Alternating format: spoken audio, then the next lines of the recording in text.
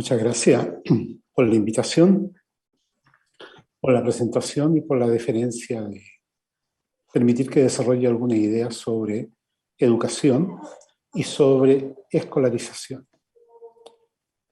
Desde hace tiempo que me di cuenta que cometemos un error al hacer sinónimo la educación con lo que pasa en la escuela. La escuela está organizada de una manera que, según mi entender, atenta a que fluyan los procesos educativos.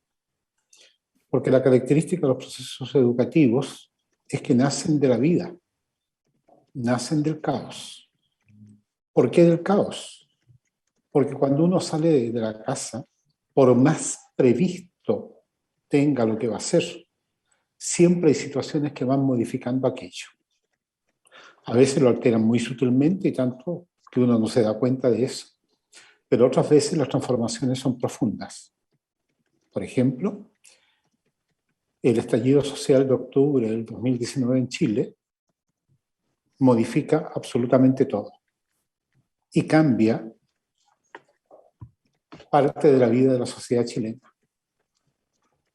La escuela, cuando se organiza de la manera tan ordenada, como están los planes y programas de estudio, las mallas curriculares, en la planificación que cada profesora y profesor tenemos que hacer, y cómo guiamos el aprendizaje de los estudiantes, los enclaustramos. Para bien, en algunos casos, para mal, en la mayoría de los casos. ¿Por qué los enclaustramos? Porque no le permitimos que el estudiante siga desarrollando la idea que él tiene sobre un tema, sino que le imponemos la verdad que dice la ciencia, que cuenta la historia, que dice la filosofía, etc. Es que eso no se debe enseñar. Tal vez en ese momento no. Lo que sí no debe es imponerse una verdad. Humberto Maturana escribió un texto, un poema muy bonito, que es la plegaria del estudiante, en que le dice a su profesor: tu verdad me mata. ¿Por qué? No porque la verdad mate, es porque impide que él busque, a lo mejor, esa misma verdad. Por lo tanto, lo que hacemos en la escuela tiende a ser simplemente una reiteración de una actividad habitual. Por eso nos cuesta tanto unir la teoría con la práctica, porque aparecen como dos actividades disociadas, separadas. Yo pienso, ordeno mentalmente, pero cuando me meto en el tema, me doy cuenta que tengo que seguir otro ordenamiento. Yo no fluyo. Y cuando fluyo, me doy cuenta que entro en contradicción, que no me alcanza el tiempo porque los alumnos se ponen a preguntar, si yo respondo no alcanzo a enseñar lo que tenía que enseñar, etcétera, etcétera. Por otro lado, en el mundo educativo, que surge desde el caos pero tiende a organizarse, encontramos que no puedo controlar absolutamente todo, porque el error está en intentar controlar un proceso. Por ejemplo, como no se puede controlar el flujo del volcán español, que hoy día está en erupción desde hace tiempo. Pero sí, lo que uno puede es prever por dónde va a caer la lava, por dónde va a caer el agua cuando llueve mucho. Se sabe por las quebradas. Ah, pero decimos nosotros que hace tanto tiempo que no ha llovido que no va a caer por ahí. Bueno, hasta que llueva. Y cuando llueve provoca un desastre. Los procesos educativos se autoorganizan de acuerdo a ciertas pautas y patrones que los tenemos estudiados y que sabemos que indican esos patrones. Si una educadora, un educador está atento a aquello que en términos de cada estudiante podríamos decir, sus estilos de aprendizaje nos van a ayudar. Porque yo, profesor, me doy cuenta cuál es el tipo de pregunta que habitualmente me formula este chico. Entonces yo ya sé qué ejemplo le puedo dar porque él va a estar en sintonía con aquello. Esta praxis educativa me lleva a que yo esté alerta, atento al devenir, a lo que está aconteciendo, como cuando jugamos. La gracia del juego es que la persona se involucra en el aspecto lúdico del juego. Y fíjense una característica que tiene el aspecto lúdico del juego, que no se sabe el resultado.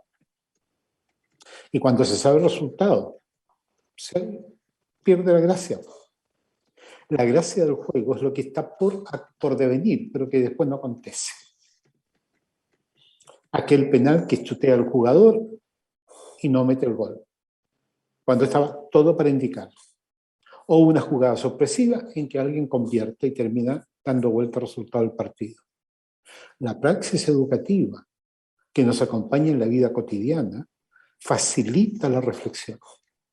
Y ojo, cuidado, que no siempre es una reflexión, ¿cómo decirle?, racional, consciente de la que yo me doy cuenta. Muchas veces es simplemente la reflexión inconsciente que hace el sujeto, que da pie a la sabiduría popular. La praxis educativa entonces es muy reflexiva, pero no necesariamente consciente. Podemos ayudarla a que sea consciente, evidentemente. Y cuando se hace consciente, uno va a descubrir cómo el estudiante y uno mismo ha ido hilvanando ideas, armando un mosaico, dándole un sentido. Y ahí yo puedo unirlo con los contenidos escolares. Y decirle, mira, lo que tú estás pensando es análogo a esto otro. Tal vez no corresponde al contenido escolar. Posiblemente no corresponde. Pero ¿cuál es el problema? ¿Por qué en la escuela tenemos que saber lo que se dice que tenemos que saber? Hay muchos autores que han investigado esto y uno de los que en Chile dio mucha vuelta a este tema fue Abraham Mayenzo. Cuando nos habla de aquello, Viola Soto también. Entonces hay un currículum oficial que se nos impone. Fíjense, aquí en la convención el otro día escuchamos a jóvenes profesionales Selknam y se presentan diciendo, somos de la etnia Selknam, aquella que en Chile se enseña que desapareció. Pues ahí están ellos, 10.000 años en Chile. Y a todos nosotros nos enseñaron que estaban desaparecidos. Y el Estado todavía no los reconoce. Ese es el currículum oficial, que lleva una práctica que repetimos como papagayo, lo que me dicen. Y cuando nos encontramos con uno, pues dudamos. Pensamos que puede ser mentiroso, que a lo mejor se está subiendo por el chorro y que no es él. No. Pues bien, termino señalando, ¿no es verdad?, que la escuela se mueve en un terreno que vuelve rutinario el proceso de enseñanza y el proceso de aprendizaje. Todos tenemos recuerdos de profesores que nos hacían clases de memoria sin mirar siquiera el libro, se sabían tal cual.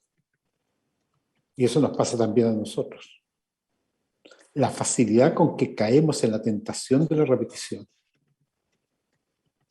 Y el estudiante, pues cae en lo mismo, porque se da cuenta que repitiendo textualmente lo que el profesor le dice, se saca mejor nota.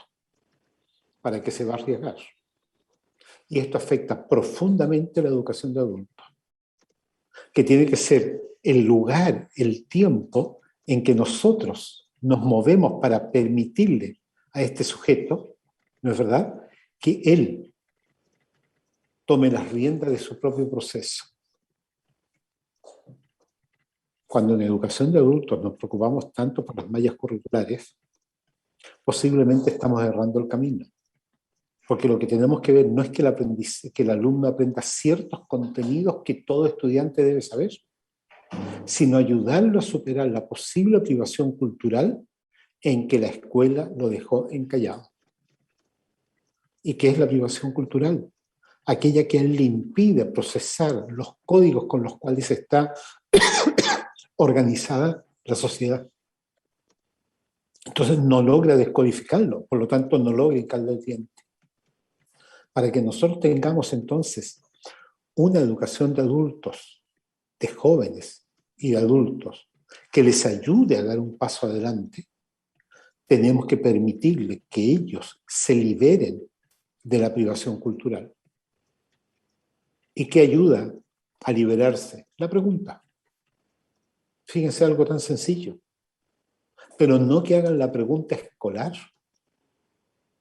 que todos aprendimos a hacer, sino la pregunta genuina que nace de su ignorancia, aunque la formule mal. Yo como educador no puedo plantearle que él está formulando mal una pregunta. Soy yo, profesor, quien tengo que traducir la pregunta mal formulada a una pregunta bien formulada, pero sin herirla, sino que haciéndole ver la gracia, la importancia que tiene la pregunta que me acaba de formular. Y en ese caso, a esa chica, a ese chico, yo lo estimulo. Se siente él contento, satisfecho de que pudo responder. Cuando el educador, en este caso, digamos, el educador popular, entra a dialogar con el otro. Y el diálogo con el otro es la aceptación de su legitimidad. Legitimidad en su contexto, no en el mío. Después yo veo que tenga también validez en mi contexto, como yo espero que él me valide en el suyo.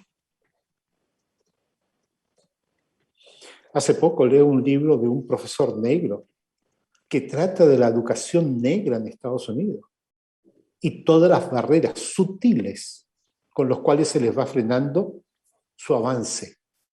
¿Y por qué barreras sutiles? Porque muchas están enmascaradas de bonitas declaraciones. Como nos pasa a nosotros, cuando formalmente se refieren a los estudiantes vulnerables, cuando de verdad lo estamos vulnerando. Finalizo señalando que la educación nos puede ayudar realmente a educar a nuestros educandos cuando les permitimos que ellos se expresen y fluyan en la curiosidad que les despierta el tema, que yo se lo muestro como algo asombroso, sorprendente, les despierto la curiosidad. Esa es la tarea de uno. Y que ahí los estudiantes empiecen a fantasear, a imaginar. No importa que estén equivocados, no importa. Cuando sean profesionales, cuando sean técnicos y estén ejecutando una acción, ahí sí que importa. Es verdad que esto tenemos que regularlo según qué es lo que yo estoy enseñando, evidentemente. Si en un trabajo técnico el chico está utilizando, ¿no es cierto?, una broca y se puede dañar, pues claro, tenemos que tomar todas las precauciones del caso. Pero hay otro momento en que la persona puede lúdicamente soltarse. Les invito a quienes nos están escuchando a que le den vueltas a estas ideas y reflexionen sobre cómo pueden ustedes romper las barreras que los llevan a que en el trabajo con jóvenes y con adultos sean personas repetidoras.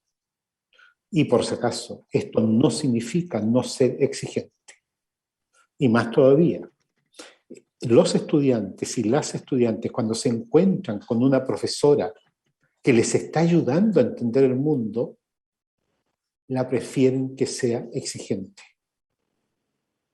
porque ellos quieren aprender.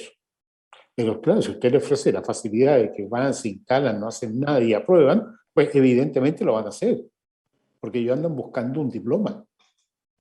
Pero cuando se encuentran con alguien que los guía para aprender, les garantizo que usted en su clase va a tener asistencia permanentemente.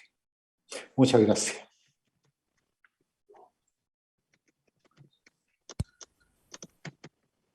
Agradecemos la intervención justamente del doctor Calvo. Él va a tener que asentarse ahora, justamente está en una votación y podemos aprovechar ahora justamente el tiempo para poder hacer una pregunta que nos hacen justamente nuestros auditores. El programa de la EPJA debe ser más flexible e innovador utilizando estrategias andragógicas especiales. Profesor Carlos Calvo. Es que todos los procesos educativos escolarizados tienen que ser flexibles, pero sin ninguna duda, la EPJA tiene que llevar la bandera. Porque en general está trabajando con personas que por distintas razones se salieron del sistema formal, regular, y ahora van al curso de la EPJA por distintos motivos, y tenemos que recuperarlos. Tenemos que despertar en ello la ansia de aprender, la ansia de saber, de leer. Fíjense que hoy día hay tanto libro gratuito en Internet. Pasan todo el día con el celular en la mano, pues entonces también pueden estar con el celular leyendo. Pero no tenemos una sociedad lectora. Entonces la flexibilidad, sin ninguna duda. ¿Y qué es la flexibilidad? Simplemente el no creer en las normas, el dejarse fluir. Pero el sistema obliga al profesor. Y en esto, por favor, démosles al César lo que es del César y a Dios lo que es de Dios. Déjenle al ministerio lo que el ministerio quiere ver. Sin mentir, pues, por supuesto. Pero denle a los estudiantes lo que los estudiantes necesitan. ¿Y qué necesitan los estudiantes? Una persona que acoge la diversidad de ellas y de ellos, que los mete en el tema, que los hace pensar, que los cansa porque piensan, pero que disfrutan con eso. Flexibilidad, sí. Un segundo comentario nos llega por parte de Janet Salvador, dice: como docentes somos formadores, orientadores, no juzgadores de acciones. El problema de la educación pareciera que es el adultocentrismo, y la solución de la educación de adultos es recuperar de alguna forma esta niñez perdida de alguna forma. ¿Cómo lo piensa usted, doctor Calvo? Bueno, es que no es educación, eso es la escolarización. ¿Ya? Y la educación tiene que abrirle la vida a la persona. Para eso va. Para eso se está sacrificando. Tenemos que mostrarle perspectivas distintas. Incluso aquellas que pueden ser opuestas a la de él, pero que las vea en su distinción y que sepa valorar. ¿Cuál es la distinción? ¿Por qué el peso? Es eso. No es otra cosa. La educación, Freire lo dijo, es política y es subversiva. El profesor, la profesora, subvierte el sistema, lo da vuelta, lo pone de cabeza, amorosamente, amorosamente. De tal manera que el estudiante se dé cuenta, que juega con la pregunta, ¿qué pasaría si esto fuera de otra manera? Ponerlo en situación a la persona. Ponernos en los zapatos del otro, que nos cuesta mucho. No los entendemos. Leo hace poquito un libro de la nieta de Desmond Tutu, el arzobispo que gana el Premio Nobel de la Paz. Y uno de los principios del Ubuntu, la filosofía de los pueblos africanos del sur, entre otras cosas, es que yo soy persona con el otro, no puedo ser solo. Y uno de los principios que ella infiere es ponerse en los zapatos del otro. Entonces, que el estudiante vea que yo sí busco entenderle. Y él va a tratar de entenderme a mí.